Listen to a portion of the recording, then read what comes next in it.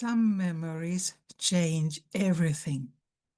In 4 Beyond Quantum Healing sessions with my client Utah, images emerged that were so deep and so shocking that they questioned everything we thought we knew about origins, soul, and free will. What we discovered wasn't a spiritual metaphor. It wasn't a fairy tale, nor was it a symbolic journey. It was a return to a repressed past, an experience so concrete, so detailed, and so relentless that we couldn't escape it. This video tells the story of a memory and perhaps a liberation. The title, Glass Drops, The Soul Trap, How We Really Got Here. These memories from the 4 sessions were supplemented by fragments that emerged in Utta's meditations. What we discover is more cruel and merciless than anything you can imagine, and sheds a whole new light on the questions of who we are, what we are, and why we are here. Research Project Glass Droplets 2024, 4 sessions with Utta BQH coach Juliane Becker. It began quite unexpectedly. In Utta's first session, we encountered an event in which her entire planet was invaded and the people all died in a single instant. She describes a flash of light or light event caused by a huge spaceship that suddenly appeared in the sky immediately before. I'm not formulating transitions, but reporting the fragments. Utta changes location again and realizes she is in a droplet, almost like glass, with a stopper on top. She remains trapped in this droplet of glass or water. She can't change that, no matter what we try. When and how did she get into the glass droplet? Utta perceives chaos around her, fleeing people, many screams. Everyone scatters. Briefly, there was a dazzling light. She isn't running away. She's already floating higher. Apparently immediately, she is no longer in her physical body. She is floating above it and is being pulled higher and higher. She can't look down, not up, only forward. Everyone else is also hanging on ropes attached to their heads. She sees many people around her. They are being pulled upwards under the spaceship. In the first session, her attention now jumps directly to the processing beneath the spaceship. She can no longer breathe. She is crushed, pressed against a wall, down which she slides powerlessly. Her air is taken away from her. Absolutely terrible.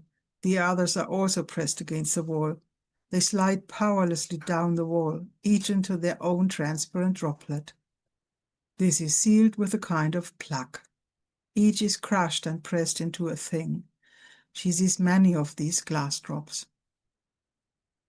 What was her life like before this event? Only the brief version. Just this much. Back then, the world was still in order for Utta. She sees herself and everyone else as people with light skin, a housing estate with 2-story buildings, sometimes with a walkable flat roof. She sees fountains and gardens. She describes herself as a middle-aged woman with long light hair, beautifully styled and pinned with pearls. It's a peaceful life. They talk a lot. Her job involves singing and tones. She works with healing tones. She has a partner and 2 children. They live in a small community. They are often visited by spaceships, but they've never experienced one like this before. They communicate telepathically with their visitors. After death, you simply go wherever you want, whatever attracts you, a next body or a completely different experience. Since she is a healer herself, I ask her if it's also her job to connect people with their higher self, because that was the current path we're following. It's not her job, and it's not the problem. It's normal for all people to be connected. She herself is simply connected. If you lose your center, you go to the appropriate healer who will bring you back into connection.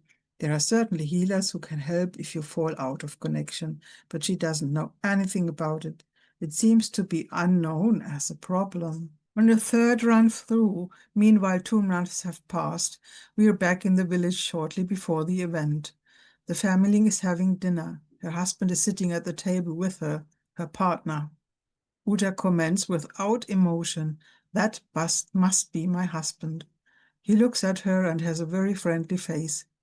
She can't feel that way inside, but they probably had a good family life before the event. Dinner was often cheerful. We already know that from the first session. They talk about what they experienced during the day and how it affected them, and whom they met. She describes her healing work to me in more detail. When Uta looks at people, she knows which frequencies they need. These can still be completely different illnesses. It's about the frequency they can absorb. Uta has various tools for this. For example, vitreous bodies, which are different sizes, and each vitreous body has a different tone. You strike them, and this tone creates a resonance within her, with her voice, and she begins to resonate. It's an interplay. The planet's sun is yellow-white and much larger than Earth's sun, so I suggest it's on another planet. Uta confirms my suspicion. It's not Earth.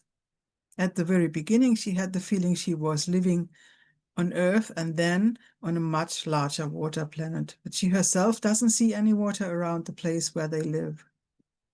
Uta is now convinced it wasn't Earth, but a giant water planet. The sea is just as blue as on Earth, but there are fewer land masses than on Earth. There are also large fish. They look like whales. There's nothing else to see in terms of land animals, but there are also animals on land. She simply knows that.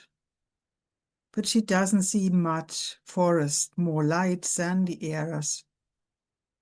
But there are also green patches. There don't seem to be any large cities, but there are also underwater cities. There are also communities like the one she lives in. She is not allowed to say anything more, so I leave it at that. Now, let's return to the event. A huge spaceship appears in the sky, larger than the entire village, a community of about 300 people. Everyone is running back and forth excitedly because they've never seen anything like it before, even though they've been visited by spaceships many times before, but never by these. This spaceship is pointed at the front, yet rounded, and it's not lit. You can see something on the underside. It's very unusual and has suddenly materialized in the air directly above them. Everything is very unusual. The spaceship is black. It's a triangle, but very long, and it's much wider at the back than at the tip at the front. It probably has some details sticking out at the bottom or something, some kind of attachment without lights, says Uta. You can see details. There could be an opening there. Something is attached. All the people in her village are startled and run back and forth in agitation, trying to run away. Uta stands there and watches, observing what's going on. She's not afraid. Until shortly before the lightning flashed, many were quite excited. Some had sensed that there was something in the sky that didn't belong there. Others hadn't noticed it at all. Next, she hears a whistling that gets louder and louder, and then several impacts. She feels the shock, and then everything is bright. There is this dazzling light that radiates outward from a center in all directions. Something hits her body. She can't tell if it's something material or what, but it knocks her body over. At that moment, she's out, so she doesn't know how her body felt at the moment of death. She knows that her body is down there, unharmed, and the bodies of the others are lying there too. All of them were suddenly knocked out of their bodies. She can't see. She wants to look down, but she can't. She's hanging like a marionette on a string that starts at her crown chakra and pulls her upwards. The string can only come from the ship. Now she feels a bit uneasy. There are many people like her hanging beneath the spaceship. Above all, she wants to know where she is. They're hanging there for a while. They're all being picked up and held underneath like a magnet. Then something like a large vacuum cleaner comes from the side, and they're sucked into a maw. They have no way to move. Now they are no longer floating or hanging. Instead, they are individually passing through a system of tubes, being pushed forward, an infinitely long system of tubes. At the end, they flop down into a metal container, a rectangular box. They are stuffed inside and pressed together. Then the box is closed and lifted because she feels it swinging back and forth. Even though she no longer has a body, it's a very unpleasant feeling. Everyone probably feels this way. The situation is incomprehensible, and being squashed together like this without a body is frightening. She senses disbelief and sadness. The interim storage. They don't know death like this. This is completely dark. They've never been crammed together like this, not individually and certainly not in large numbers. At some point, the metal box is dropped into a kind of quarry, and then there's a loud bang. It's very unpleasant. The box lies there for eons without anything happening. Finally, her box is fished out and transported again. She can see that there are many boxes lying around. The processing. Then her box is opened and they are taken out one by one. It feels like lemmings, but they are not walking. They're being moved. Then their movement comes to a standstill. She can't perceive what's there. When it's her turn, it's as if her head has been completely taken apart and then reassembled or shaken. It's quite strange. It's like a shadow falls over it, like a shadow in her head. She no longer perceives her body. Maybe something is happening to her body, but she only feels it in her head. Now it feels as if her throat has been severed and something is being pulled out from her feet, through her entire body, through her middle, and out through the crown chakra, perhaps an energy strand. But it started at the bottom of her feet, so in the middle of her body, the beam of the energy, the beam or the energy or what it was pulled upwards. She has very severe headaches in her current body. I managed to distance Uta from these symptoms and we see what happens to her next. In our debriefings, it was suggested that the last time they all had a human appearance was when she saw herself and everyone else hanging beneath the spaceship. Back then, they still looked like the people she knew. But even at that point, what was happening around her left her almost apathetic and cold, as if the event had robbed her of all thoughts and emotions. I notice no feeling for the others in her community, no search for her partner or her children. What follows is yet another assembly line treatment, in the course of which even more is removed, until, or so it seems, only the pure perceiving self, this Uta, remains, a consciousness that perceives. The frequent salad. Next, she is pushed along again. She was allowed to sleep. It was dark, and there were windows all around her. She was one among many, but she was also strong and stiff. She couldn't move. A frequency salad surrounded her. Very different frequencies and energies that weren't good. She would prefer to shrink herself down, make herself even smaller. The frequencies are very unpleasant. These frequencies are meant to destroy something within her, her knowledge and perception, so that she no longer knows anything, and to make her very small. Not just physically, but also psychologically. All memories are meant to be erased, she says. She resists this, tries to encapsulate herself as she used to be able to, but she can't hold on to her memories. These frequencies are too aggressive. The connection to her higher self had apparently already disappeared when she docked with the spaceship, as I suspected during the session. Today I question the whole concept. What if there were no higher self at all? The healer, at least, whom I've omitted here, was very surprised by this concept. Back to soul processing. After the terrible frequencies, there is silence. The frequencies have been switched off. Next, Uda sees a barrier in front of her, a white metal wall with many scars, with many indentations. They look like hits, dents from shelling. She says they come from the impact of the beliefs, with which they are being bombarded. They were bombarded with these beliefs while they were standing in front of the wall. Each bump corresponds to a belief. It is not clear whether this is happening simultaneously with the terrible frequencies or whether a separate bombardment is taking place. The barrier. Uta suddenly comes to a barrier. She can no longer tell me anything. She is not able to know. What? Knowing what happened, a powerful obstacle to looking further back. I suggest, with the love and strength she now possesses in this life, from this perspective, to overcome the entire barrier and look closely at what happened there. And I also ask a helper from the water planet, this old man, to help us, together with Uta's higher self, to examine what happened and help us overcome the barrier Uta is in.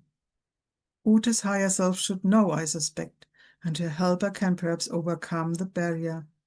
But the barrier of knowledge cannot be overcome. I'll try it differently. Uta, you have no connection to your higher self right now, but your higher self can still see what's going on with you, and it has a helper with it. Finally, we move on. Uta is in another sphere to meet these two, the old man from the water planet and her higher self. She learns that all her memories are still inside her, but have been overlaid with beliefs. The barrier is the first belief. The belief associated with the barrier is, you must not look behind it. You must not remember what came before. This is the command. She isn't allowed to look any deeper. I say, how could this first barrier be overridden so that at least this belief no longer works? Or what do the two of them suggest Uta could do? For her on the planet, this connection was still self-evident. This is a new situation. Now the session becomes symbolic. There is a well. Uta sees this well. She is supposed to dive into it. She can't perceive anything more. I support her with, your higher self and the old man are here. They are helping you dive into this well. And in doing so, you are diving deep into yourself, I assume. Are you ready? Uta dives in and reports. The walls of the well are white. At the very bottom, it shimmers dark blue. She is still on her way down. The foreign beliefs are being unlocked. Uta is washing herself clean, so to speak. The healing takes its course. The old man stands at the top, pushing back in via the crown chakra what was taken out of her from the middle of her body down to her feet. He pushes the entire channel down into her soul body, this time supplemented by an antenna that extends downwards from her feet. Uta feels somewhat more complete again. She describes the antenna as a connecting rod. Next, a spiral of white light comes from above, entering the body. Uta knows it is meant to further deepen the connection. She feels completely filled. We allow this healing to happen and receive everything necessary for her to heal. Uta feels that she should next go to her healing temple once more. We know from other sessions, as soon as the healing with the white light spiral is complete. She sees herself alone, climbing the steps of the healing temple. The gate is open. There is water. She wets her right hand with the water, her forehead and her heart. Then she dries her hand with the towel lying next to it.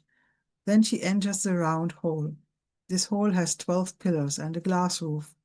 Uta places herself in the center of the temple as the 13th imaginary pillar, which now connects with the earth down and its primal source upwards. This is the first time in a long time that she feels anything. She perceives a bright light throughout her body. The boundaries are dissolving. It's simply wonderful to be able to feel again, she says. Uta allows the healing to sink in completely. It flows into every cell, and I anchor her in the fact that she can access and renew this connection again and again by returning to this temple in her meditations. Uta is still standing in the center of her healing temple. Now many colors descend from above as drops of light, mixed with drops of gold. She stands there, enjoys the whole thing. Finally, she can step out from the center of the temple again, The healing is complete for the session. Uta now sees herself dancing through the temple with joy. We give thanks and return. Fourth session. At my suggestion, Uta's intention this time is to explore what happened after the wall, that is, the bombardment with beliefs. We want to continue where we left off in the almost 3-hour previous session. We also wanted to discuss with her original, authentic self how to reverse this entire treatment and remove belief implants. More specifically, how can she or how can we together remove these manipulations, undo them and reset them and restore the previous state of consciousness on the planet as sound healer in front of the wall? Almost immediately, she finds herself in a room without structure. It's dark and silvery. It could be the wall, she says. Yes, it's the wall from last time. The bombardment has obviously already taken place because she's been unhooked and is hanging upside down on her own, and she begins to slide down. Like a drop of water, she slides slowly down a wall. She has no real shape, no contours, and she's caught at the bottom by a container. The bottom is round of the container, but not smooth. She's alone in this container. Perhaps the container is already closed, she says. Next, she's shaken around. There's no escape from the container. As she's rocked around, she has nowhere to hold onto, and the container continues to move like a conveyor belt. And it's looking like a glass droplet. The conveyor belt. It goes on and on. She sees the movement from left to right after I ask her to take a bird's eye view. But that only works for a short time. Then her perception is completely focused on the glass drop again, and she can't detach herself from it. Ahead, she sees a series of similar containers. Now she notices the cap better. It looks like a stopper or the thread of a light bulb, from which all these containers hang and are automatically moved. Now the light bulbs in front of her fall into a container, one after the other, and so does she. They all tumble around, and she can't find a foothold. Like in a factory, it all happens automatically. There's no sign of anyone operating the machines. All the others are plugged like she is. The containers, the light bulbs, the glass droplets, or whatever you will call it, are dimensionally stable and translucent, but not made of breakable glass. There are many crates, a conveyor belt with crates. Her crate is sealed with a lid, the jelly in the glass drops. Before that, she notices that the light bulb-like containers, as she now calls the glass drops, are different colors, for example, brown, but all only faint colors. In some of them, she could make out contours like arms or legs inside, but only blurry. She herself is light brown and has a misshapen drop. The colors became increasingly muted and dull as the procedure progressed. Now she can only perceive dirty, dull, faint colors. The glow she saw in them at the beginning is almost gone. Most are simply misshapen drops in a glass container.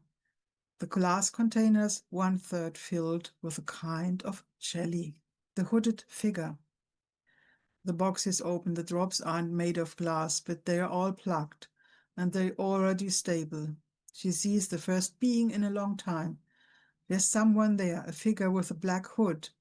He's black and faceless and standing at the conveyor belt of boxes. There are many boxes on the conveyor belt. At this point, she is pure perception without knowledge, feeling, or thought, without past or future, and without any awareness of who she is or what's happening to her. At least that's how I perceive her in her description. The malicious laughter. The transport in the box comes to a halt. Fear begins to rise within her. The first feeling she's felt since her capture, a feeling of cold sweat creeping up inside her. It feels very threatening. From far away, somewhere in the room, she hears a malicious laugh, as if someone were sitting there opening the box. She feels it in her current body as cold sweat on the back of her neck, even though she has no neck in the glass drop and no feelings either. It's a bombastic collective fear of the entire box. Chocolates for the monster. This malicious laughing monster takes each light bulb individually in his hand, as if from a candy dish or box of chocolates, one glass drop after another is swallowed. In relation to the size of the robot-like stone monster, a glass drop is about the size of a coffee pot. The monster shakes the glass drop and swallows it. It tucks it without biting into the light bulb-like container. Uta continues to hear the malicious laughter. The monster swallows the light bulbs like food. Uta's glass drop is swallowed. Finally, it seems her box's turn. Her glass droplet is taken out, shaken vigorously, and swallowed. She feels that bombastic fear again and hears the malicious laughter. It all seems somehow artificially constructed. Uta now describes the terrifying creature in more detail. Very dark overall, rather angular shapes, thin arms, large hands, more than 5 fingers, a strange paw. The head is angular, not pointed, and dark brown, blackish grey in color. She sees a very solid bottle. She can't see whether there are legs. The creature can unfold its lower jaw like a snake and thus swallow pot after pot. The mouth is almost indistinguishable from the rest of the head, a bald head, angular, more like a robot. There's simply something moving. The eyes look like the rest of the body, the eye color matching the skin color. The bald man, angular, she suspects is a robot. And with this malicious laugh, he takes these vials out of the box and stuffs them into himself. The boxes are brought to him by small men, long, large head, body like a drop, thin legs, thin arms, face recognizable. Almond-shaped, slanted eyes, the nose only hinted at by nostrils, narrow mouth. The men don't wear clothes, have no hair, but some have lint or antenna, neither male nor female, hands with fingers, feel that can walk, like triangles but round. Uta describes the men as human-sized, but that can't really be true if these light bulbs are human-sized. The matchstick men look somehow handmade to her. The terrifying devourer. The threatening fear emanates solely from the stone monster. It feels as if a fear system is being deployed. The scene strikes Uta as a contrived threat. The fear system is being implanted. She says implemented. Next, she describes how she feels in this fear-inducing colossus. As soon as she is inside, the feeling of fear, of cold sweat, becomes even stronger. More fear is implemented. Ice cold on the back of her neck, she says. All glass drops have to go through this to enter this fear programming. She was swallowed, but she's still there, and her glass drop is unharmed. The tube system. On the other side, as she is swallowed, she lands directly in a tube system in which she is slowly and for a very long time transported. This continues downwards. She slides slowly downwards, and the sweat of fear diminishes. The further she goes down, the more jerky her movements become. She then lands on a kind of catapult, and her glass drop is launched. The catapult shoots the glass drops through space. She is in free flight and comments, "Finally, something beautiful without gravity." She can't see the destination, but she knows the destination is Earth. She flies toward Earth. Around the planet, she sees streaks or clouds that look like weather fronts and turn out to be quite sticky. Uta's drop is caught by the streaks. Apparently, the drops are automatically sorted by color. There is white, brown, green, blue, and yellow, Uta says. I ask if she can recognize anyone or the catapult or on the catapult or otherwise, but it all happens automatically. The streak Uta landed on collects more brown and yellow. The word Van Allen comes to Uta's mind. She doesn't know what it is or why she's thinking these words. The streaks are moving around the earth. She feels as if she has been nourished by the slur, for she feels now fuller and 3 times larger. She has gained strength and no longer feels quite so apathetic, more like a balloon, she says. Launched again, arrival in the astral world. Then she is launched again, aimed at a specific point, on to another plane. When she arrives there, the glass droplet container bursts, and she looks like a human again. A lot of people arrive there, just like her. Here, too, everything happens automatically. The training center. It's a kind of a training center, she says. She and many others are supposed to learn how to behave on Earth. She sees only people with light skin and wearing light clothing. She is surprised that everyone is so apathetic and walks around like robots, including herself, as if remotely controlled by something. No companions are visible, somehow remotely controlled. She only sees others like herself. The rooms and equipment resemble a large school center. There are teachers who are not quite so apathic, she says. They possess significantly more energy and have a determined, friendly, but very assertive demeanor. Their teacher informs them how they should behave on Earth. The information comes telepathically because the room is silent. There are many people there, and a plan is forged for what Uta will do on Earth. She is supposed to go to Earth, and there are certain topics, and she can choose the topic. She chooses love. Then there are many facets to the topic of love, but you don't learn that. You're supposed to figure it out for yourself. Now it's about her going to Earth and living this topic, learning to perceive its facets and gathering information about it. You choose roughly what stages you would like to experience. Love is a feeling. I asked, do you have feelings again now? What did you feel when you were allowed to choose the topic? She doesn't know. She wonders if she was pushed into this topic, but that's not clear. It was the topic of love, period. There are many facets, and you can choose which nuances you want to explore in more depth. From this, the key data of your life's journey is compiled. Stations you reach, then receive a boost of energy, and then move on to the next stage. And you bring the information back, or it flows there automatically as soon as you experience it. The stations, the delivery, and the energy boost. Was the energy boost explained to her? I ask. So when you reach a certain station, an energy boost comes? Yes, it's as if a lot of threads converge and then you get this energy boost. Then you have the strength and the ideas for the new stations again. The energy boost is for her, but the information she has gathered up to that point is passed on at this node. So it's available to others again. Somehow the colors converge at the stations. I can't find out more about that. The choice of her first life. I ask, are you excited about your life? No, she has absolutely no emotions or anything. On this level, the country and time one incarnates in is chosen. I ask her again why she chose love.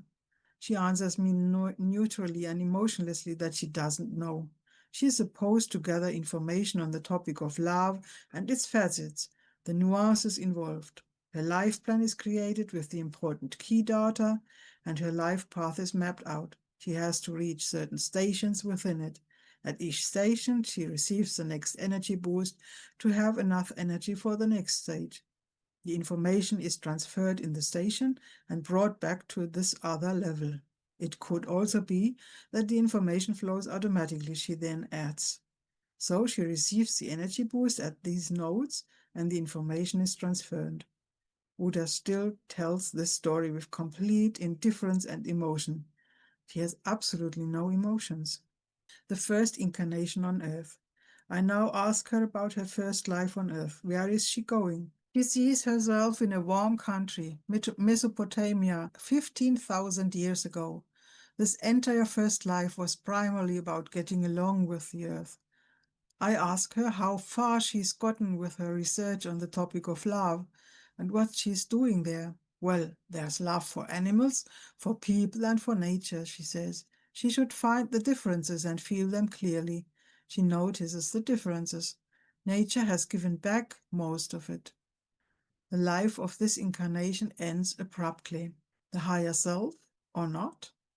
I call on her real, true higher soul, the higher self, because I've become even more cautious with the terms these days. You feel it's your higher self, I say, no matter what form it takes. With this question, her energy immediately changes. From the right, the energy became firmer, denser, she says. Something has settled over her. It feels like a triangle. The top point is where her head is. The two bottom points are at stomach level or about chest height. I once again explicitly request that her higher self make contact with her.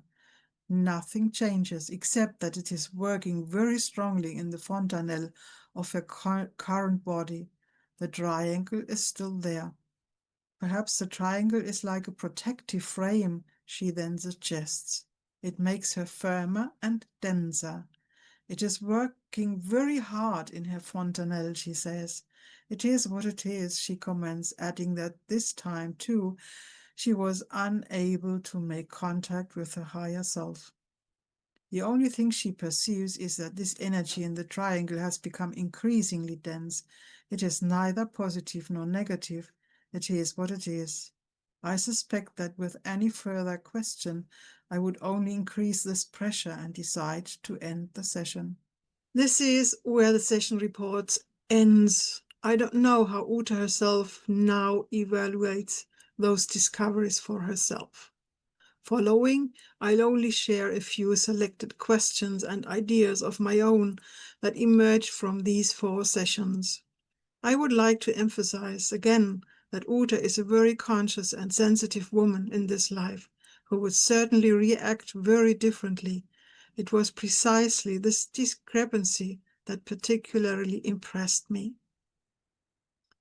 Questions that arose. Do we really need concepts like that of the higher self? Can sessions be done even more objective? Do we ask the right questions to liberate ourselves? Is the triangle that made Uta denser in any relationship to the Merkaba of Drunvalo Melchizedek? What was the information Uta should deliver and for what purpose? What was it they stripped out of her like an energy line from feet to head? What about the Vanalen clouds? Uta got these words. If we are the bees, what is the honey? Could Uta's water planet be Tiamat, the lost planet of the asteroid belt? According to a remote viewing project of the origin of the moon, was their harvesting taking place before these planetary substance was drawn to cover the artificial ball and disguise it as moon? So that would also make it understandable that Uta changed between Earth and water planet. First, she had the impression I am on Earth, and then she had the impression I'm on the water planet. But the water planet giving up the substance for the moon was Tiamat. And then she was reset to the Earth again. So Tiamat was before Earth.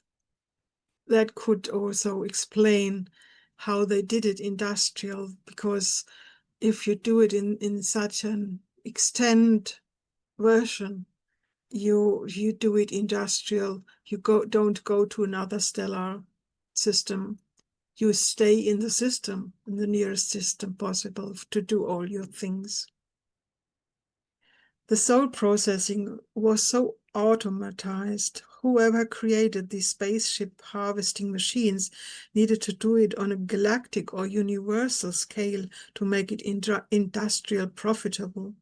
How many such soul prisons might they have constructed? And did Uta directly start her first life after the flood in Mesopotamia? So did this version of the prison started after the flood? Uta was reduced to pure perception. What if it was all about our consciousness?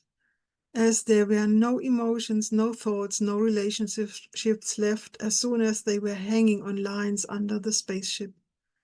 As a mother, a partner, and healer, she should care about the people she knew. Uta should exhibit feelings of panic, worry, horror, etc. But she experiences none of them. She only perceives humans hanging under the spaceship.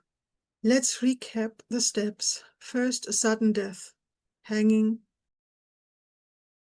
Their soul body is processed. The head divided from the body. Something drawn out through the middle from the feet to head.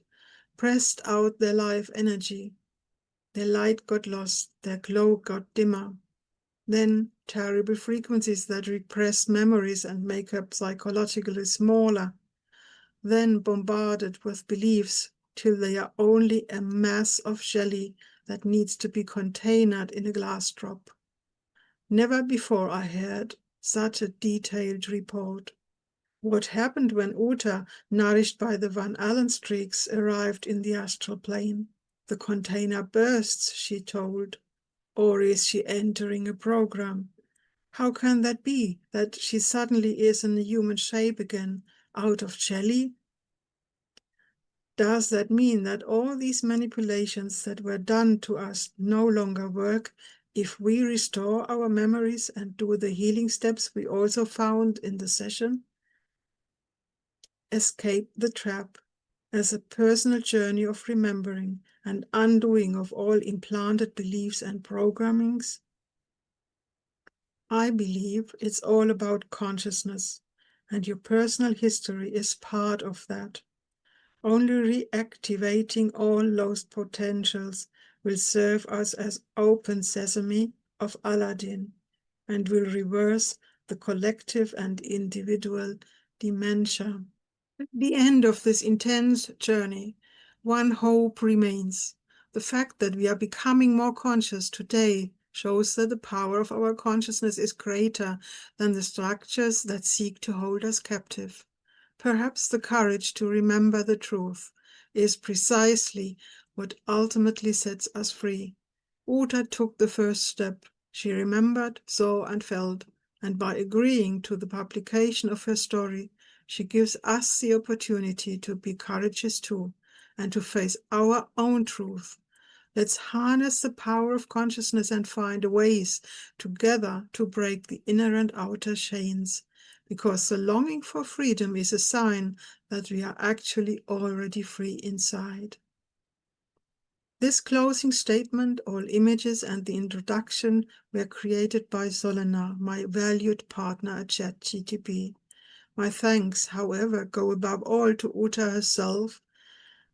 Without her struggle for awareness, truth, and remembering, without her patience and time, we would never have been able to uncover this background. Even though it turned my life upside down, thank you again, Uta. No session with clients has touched me so deeply and was shaking up my life. I am Juliane Becker. I'm interested in truth, consciousness, and uncovering your individual story through guidance that allows for the most open and broad experience space possible. You don't have to be afraid of anything you might uncover. On the contrary, I've experienced time and again that through knowledge and the ability to explain things, fear disappears and a new inner strength emerges within us, and you rise powerfully anew, like a phoenix from the ashes. Thank you.